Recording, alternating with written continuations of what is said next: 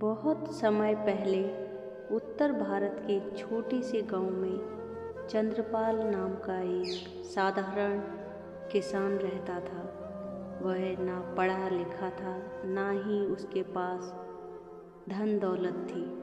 उसके जीवन की सबसे बड़ी पूंजी थी भगवान श्री कृष्ण में अटूट विश्वास।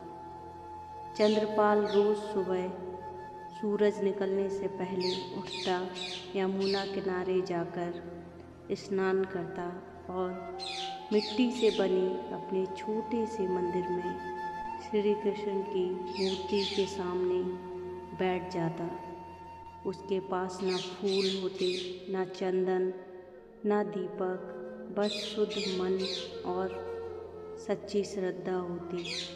वह रोज कहता, हे कान्हा, आज जो भी करूँगा तेरे नाम से करूँगा। गरीबी थी लेकिन संतोष भी था। चंद्रपाल बहुत गरीब था। कई बार घर में पूरा भोजन भी नहीं होता था। फिर भी उसने कभी भगवान से शिकायत नहीं की।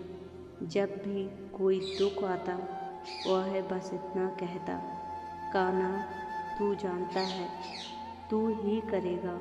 गांव के लोग उसकी भक्ति का मजाक उड़ाते थे। कोई कहता, इतनी पूजा से पेट नहीं भरता, तो कोई कहता,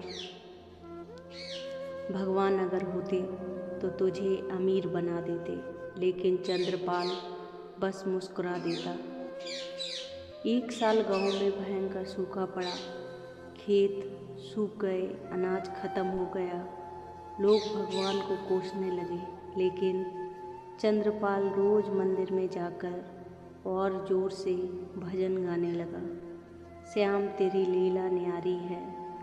एक दिन हालत इतनी खराब हो गई कि उसके घर में सिर्फ एक रोटी का आटा बचा था। उसकी पत्नी बोली, आज ये आखिरी रोटी है, कल क्या खाएंगे। चंद्रपाल ने शांति से कहा, पहले भगवान को भोग लगेगा, फिर हम खाएंगे।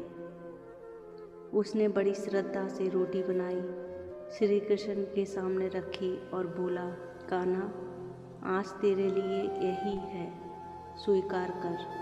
तभी दरवाजे पर एक भूखा साधु आया। उसने कहा, बेटा, बहुत भूख लगी है। पत्नी घबरा गई, अब क्या करें। चंद्रपाल ने बिना सोचे कहा, यह कृष्ण का ही रूप है। उसने वह आखिरी रोटी साधु को दे दी। जैसे ही साधु ने रोटी खाई, उसकी आंखों में तेज चमक आ गई। वह बोला, चंद्रपाल, तूने मेरी असली परीक्षा पास कर ली। इतना कहकर साधु अंतर्ध्यान हो गया। अचानक पूरे घर में मधुर बांसुरी की ध्वनि गूंजने लगी। मंदिर में रखी मूर्ति से श्री कृष्ण की आवाज़ आई, चंद्रपाल, जिसने मुझे भूखे को खिलाकर पाया, उसे कभी अभाव नहीं होगा।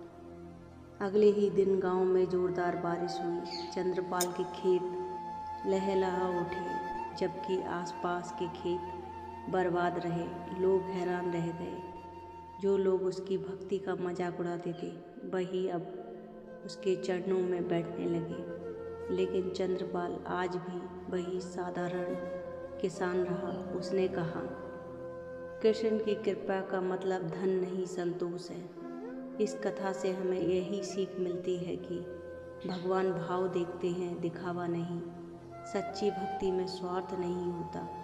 जो दूसरों के लिए त्याग करता है, भगवान स्वयं उसका ध्यान रखते हैं। राधे राधे दोस्तों।